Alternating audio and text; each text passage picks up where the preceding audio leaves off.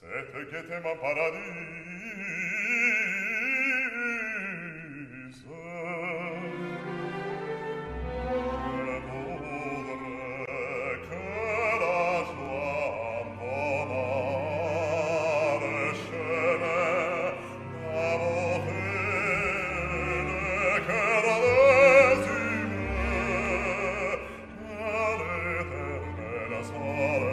Don Quixote. The very thought of an opera based on the famous novel by Cervantes might make your skin crawl if you ever read the novel, which, depending on the translation or version, can run close to 1,000 pages in length. Yes, it's one of the great pieces of world literature, but it would be like setting the Bible to music, the whole Bible. You'd have to pick and choose which parts of the story you want to tell, which parts will represent the story in a cohesive way inside a compact evening in the theater. Well, that's exactly what the composer Jules Massenet did. He chose 5 discrete parts of the novel to be the 5 short scenes of the opera, allowing them to give the audience an impression of the novel, the essence of it, if you will, in order to best represent Cervantes' beloved characters on the stage. That takes a lot of editing and a lot of tinkering with the scenario and with the words to get it just right. I'm sure you can imagine the task that was ahead of him. The title of the opera Don Quixote is actually Don Quichotte, because it is, after all, a French opera, not a Spanish one.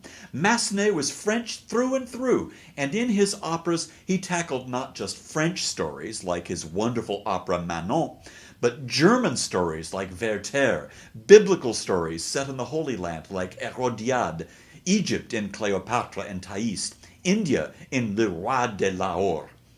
His operas take us all over the world and pretty much on a grand tour of history as well. But there was something special about operas by French composers on specifically Spanish subjects.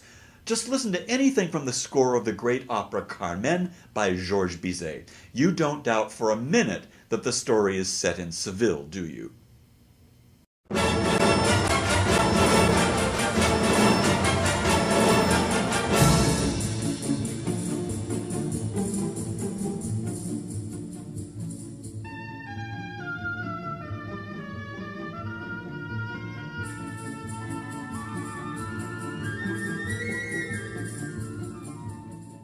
The French were really great at faking Spanish music, quite frankly.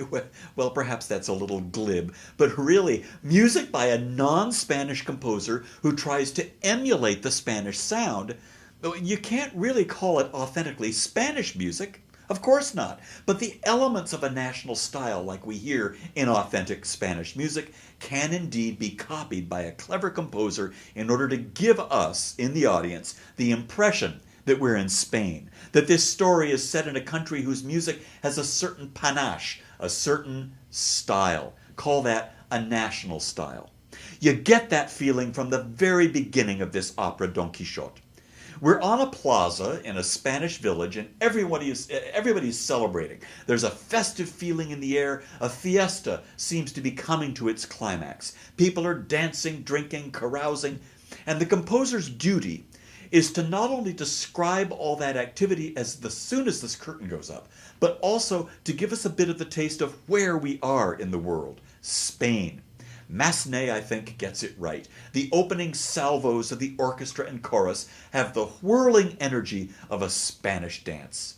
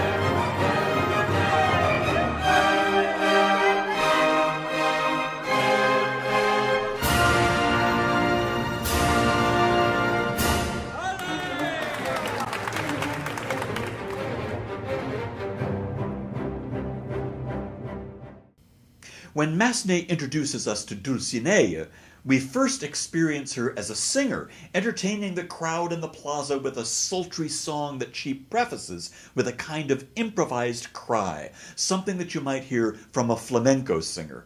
When the orchestra finally joins her, its accompaniment sounds like the striking of chords on the guitar.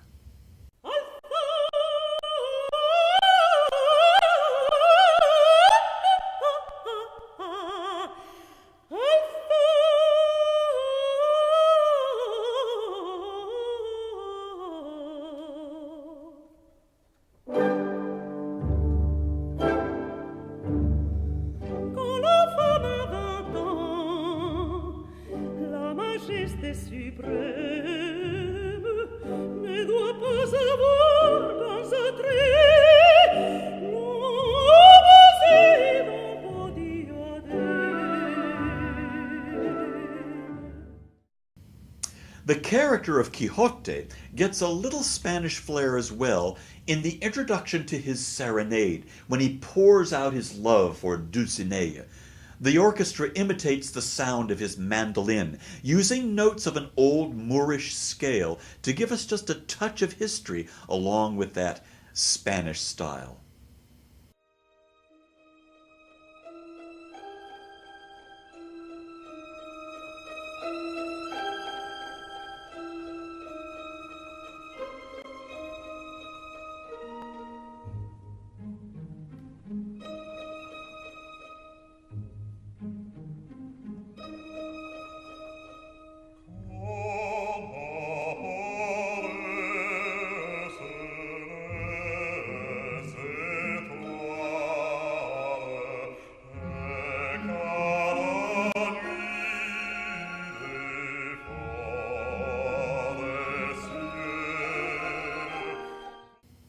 The opening of Scene 4 has real Spanish flair as well, as it's describing yet another fiesta in the plaza of Dulcinea's village.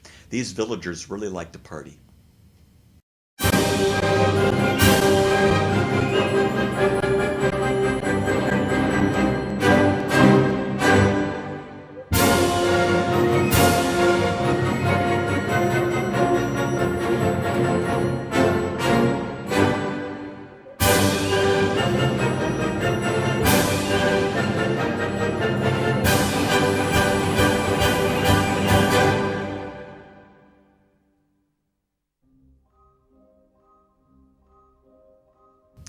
Then finally an actual guitar gets in on the act later on in that same scene, Scene 4, when Dulcinea sings another song to the accompaniment of that lovely instrument, usually with the actual guitarist placed on stage rather than sitting in the orchestra pit.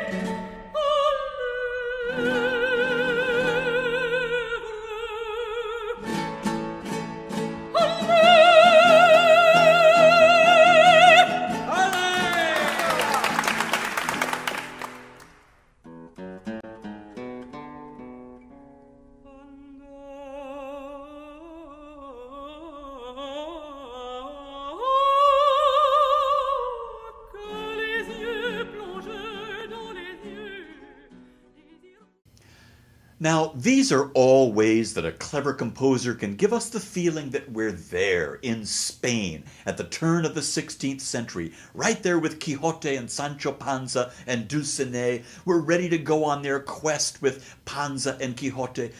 There's an absolutely critical thing that a composer has to be able to do. What's the point of experiencing an operatic spectacle set in an exotic country if it doesn't feel like we're there, if it doesn't sound like the place we're visiting? Well, there are all sorts of musical tricks that a composer can use, just like the ones we've heard, that add up to our experience of a Spanish style, even though the composer is French. So why does this all matter so much?